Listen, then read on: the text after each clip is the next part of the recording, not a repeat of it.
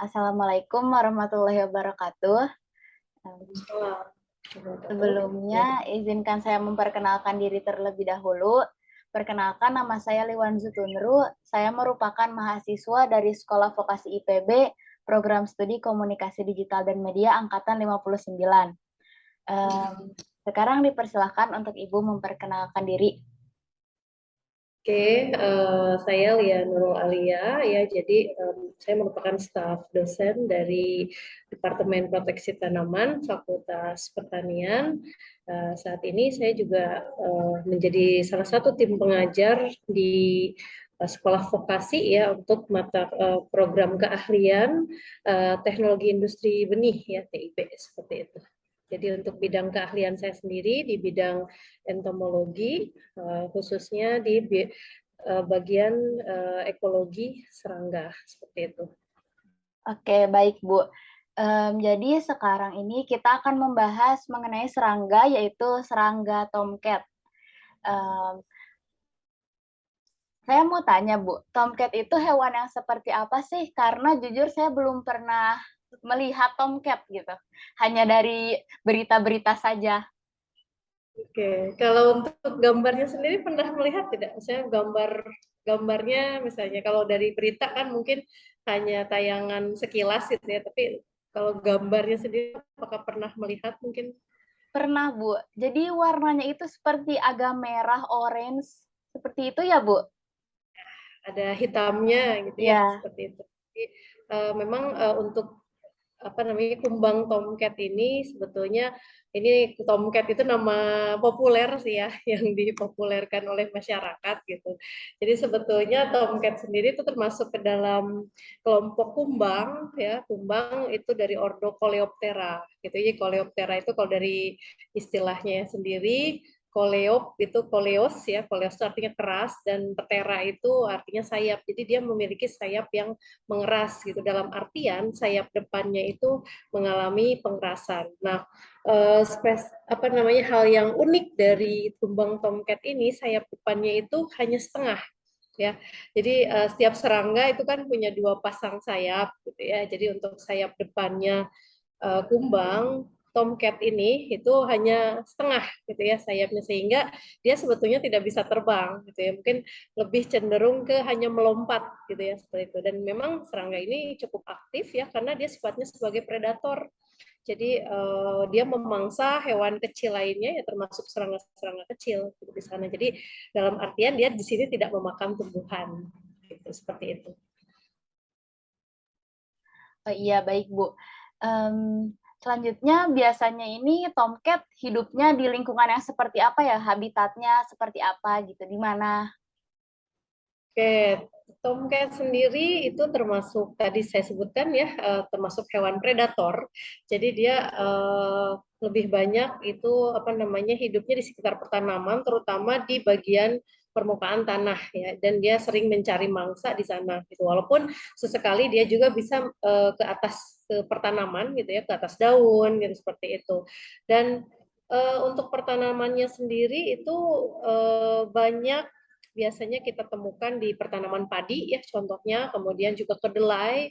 Itu kalau di pertanaman padi sendiri tomcat ini menjadi musuh alami atau predator ya bagi wereng coklat gitu, wereng coklat. Kemudian juga mungkin kalau dia sampai ke permukaan daun gitu itu juga ulat-ulat kecil, kemudian juga telur ya, telur-telur dari ngengat seperti itu, kemudian juga wereng hijau kalau untuk di tanaman padi.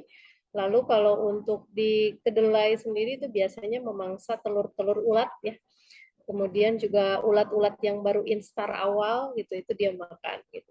Kenapa kok ulatnya tidak yang besar aja gitu ya? Karena ukuran tubuh tomcat ini ya relatif kecil sehingga dia biasanya memangsa ya mangsanya itu ukurannya yang memang tubuhnya relatif mungkin hampir sama atau lebih kecil ya dari kumbang tersebut seperti itu. Oke, baik, Bu. Kalau kan tomcat ini predator dan memangsa hewan lain ya. Biasanya tomcat itu hidupnya berapa lama ya, Bu? Hidup maksudnya hidup satu siklus ya?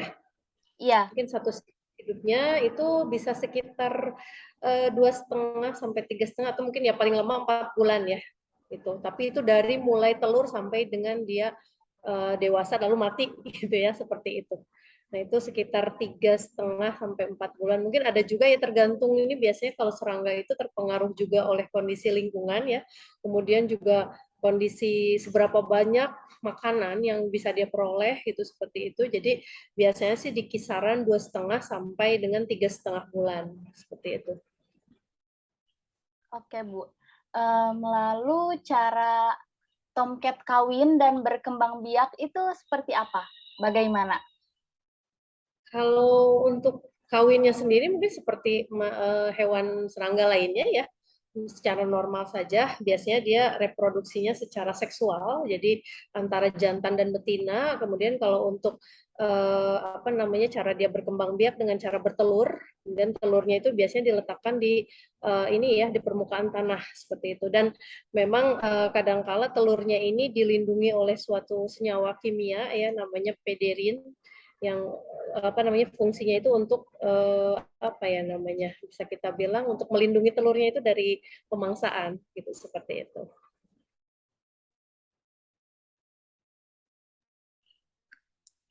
Kan tomcat ini diketahui beracun ya, Bu ya? Atau tidak nih? Sebenarnya tomcat itu beracun atau tidak?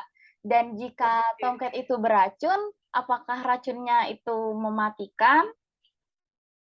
Oke, pertanyaannya menarik ya. Sebetulnya bukan beracun gitu. Jadi serangga ini tidak beracun, tetapi bisa mengeluarkan racun. Tapi dalam artian mungkin ini semacam senyawa kimia ya, yang tadi sempat saya singgung, yang namanya pederin gitu. Terutama ya kalau yang paling umum sih nama spesiesnya itu ada yang namanya tuh Paederus pusipes ya. Paederus pusipes ini yang saya ceritakan banyak tadi itu ya. Kita mengacu ke Paederus pusipes yang umum, yang seperti tadi dibilang ciri-cirinya warnanya oranye. Nah, itu biasanya mengacu ke Paederus pusipes ini. Dan Paederus pusipes ini dia bisa mengeluarkan senyawa yang namanya pederin gitu. Dan senyawa pederin ini sebetulnya ya tujuannya untuk pertahanan sih. Kalau misalkan dia mungkin bertemu dengan predator lainnya, ya ini sebagai pertahanannya dia. Kemudian juga untuk melumpuhkan mangsa. Sebetulnya tujuan awalnya itu gitu. Jadi mungkin bagi serangga sendiri itu bisa melumpuhkan ya, dalam artian bisa melumpuhkan ataupun mematikan. Tetapi mungkin kalau efeknya ke manusia itu beda lagi gitu ya, seperti itu. Lalu bagaimana tomcat itu mengeluarkan racunnya, Bu? Apa dengan menggigit atau mungkin dia hanya langsung mengeluarkannya saja? Oke, untuk tomcat sendiri dia punya apa namanya, abdomennya itu memanjang ya. Jadi kalau sekilas mungkin kalau pernah melihat kalajengking ya, kan dia suka apa namanya, ujung abdomennya suka ini ya, apa, melekuk gitu. Nah ini juga tomcat ini juga memiliki abdomen yang ukurannya cukup panjang. Nah si senyawa kimia tadi dikeluarkan dari ujung abdomennya. Jadi ada kelenjar di dalam tubuhnya itu. Nah nanti cairannya dikeluarkan lewat ujung abdomennya tersebut, seperti itu. Oke, Bu. Selanjutnya ini tadi Ibu juga sudah bilang, dan ini saya mau tanyakan, apa yang terjadi jika kita tergigit atau terkena racun dari tomcat ini? Dan untuk serangga sendiri mungkin bisa dilumpuhkan atau akan langsung mati atau bagaimana? Dan ke manusia bagaimana? Oke, kalau untuk efek racun ya, jadi sebetulnya mungkin kalau tergigit sih mungkin sepertinya tidak terlalu berbahaya ya, karena memang biasanya sih efeknya itu yang tadi ada senyawa kimianya itu. Kalau ke efeknya ke serangga ya, serangganya tersebut bisa mulai dari lumpuh sampai dengan mati ya, sehingga dia bisa mangsa di sana untuk serangga tertentu ya, seperti itu. Kemudian juga untuk alat pertahanan ya, untuk melumpuhkan gitu, seperti itu. Nah jika memang terkena ke kulit manusia, biasanya itu bisa menyebabkan iritasi gitu ya, terutama bagi ya kita-kita yang mungkin kulitnya apalagi sensitif ya, sangat sensitif. Jadi memang ini juga sangat dipengaruhi juga oleh tingkat sensitivitas dari masing-masing kita sendiri gitu. Jadi bisa saja ada yang terkena, mungkin dia efeknya hanya apa ya namanya, mungkin sedikit gatal, panas gitu ya. Tetapi ada juga mungkin bisa yang sampai melepuh gitu seperti itu. Jadi memang ini sangat relatif ya, tergantung bagaimana respon orang tersebut terhadap zat kimia yang dikeluarkan oleh kumbang tomcat ini gitu. Oh, iya Bu. Dan saya mau tanya, kebetulan ini juga yang terakhir, um, apa saja fakta menarik tentang tomcat yang jarang diketahui oleh orang-orang?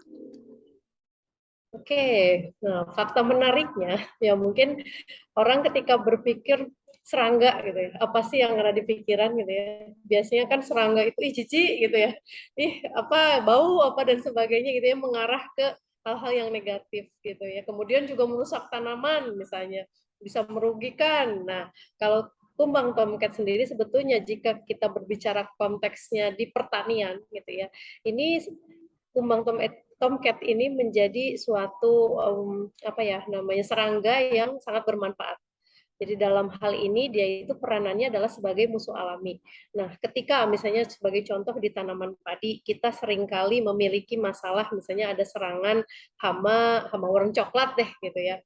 Nah, hama warna coklat ini sebetulnya punya musuh secara alami ya di alam. Jadi sebetulnya alam sendiri pada dasarnya punya mekanisme gitu ya. Di sana itu ada keseimbangan gitu. Jadi ketika ada yang memakan apa ya, ada yang namanya proses makan memakan atau mungkin dulu pernah belajar rantai makanan gitu ya, seperti itu. Nah, posisi apa namanya kumbang tomcat ini ada di atas herbivore gitu, dalam artian kalau misalkan orang itu memangsa atau makanannya adalah tanaman gitu ya, berarti dia kan bersifat herbivore. Nah, di atas herbivore itu pemangsanya adalah predator. Jadi dalam hal ini sebetulnya kumbang tomcat ini adalah musuh dari hama gitu ya, dan sahabat petani gitu. Nah, ini mungkin yang perlu diluruskan gitu. Nah, kenapa kok mungkin kadangkala ada gangguan juga, dulu pernah mungkin ada kasus ya, kok bisa sampai mengganggu ke manusia gitu kan, karena ya itu tadi kita mungkin perlu melihat secara bijak di sana apa sih yang terjadi gitu kan. Ternyata mungkin gitu ya, salah satunya banyak juga gitu yang terjadi misalnya alih fungsi lahan gitu ya, kemudian yang tadinya mungkin pertanaman menjadi perumahan, kemudian juga penggunaan seperti pestisida yang tidak bijaksana gitu ya, tidak tepat, yang sehingga mematikan hamanya yang sebetulnya hama tersebut menjadi makanan dari kumbang tomcat, sehingga apa yang terjadi, kumbang tomcatnya akan mencari makan keluar dari pertanaman dan di situ ada permukiman ya ke arah permukiman seperti itu. Jadi memang perlu bagi kita untuk bijaksana di sana, memandang dari sudut pandang yang berbeda gitu, sehingga memang sebetulnya serangga ini adalah serangga yang menguntungkan gitu, seperti itu.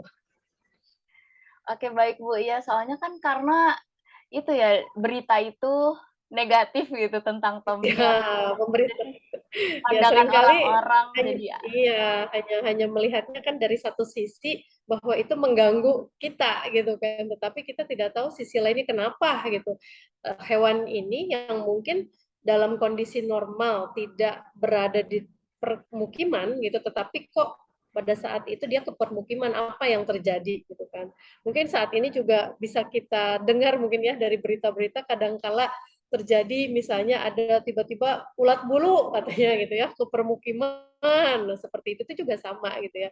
Mungkin ada sesuatu hal yang apa ya dalam suatu ekosistem kita itu yang tidak seimbang gitu. Bisa jadi ya seperti tadi, mungkin dia punya kalau untuk konteksnya kumbang tomcat, dia punya makanan gitu ya berupa serangga tadi ya, serangga hama. Nah, ketika serangga hamanya ini dibunuh gitu ya dengan cara misalnya disemprot pestisida, sehingga serangga tersebut harus mencari makanan ke tempat lainnya gitu. Sedangkan ya sekarang lahan-lahan pertanian itu kan berdekatan dengan perumahan ya, sehingga ya dia mau nggak mau mungkin ke arah perumahan gitu mencari makannya gitu, sehingga ya bersinggungan juga dengan manusia begitu.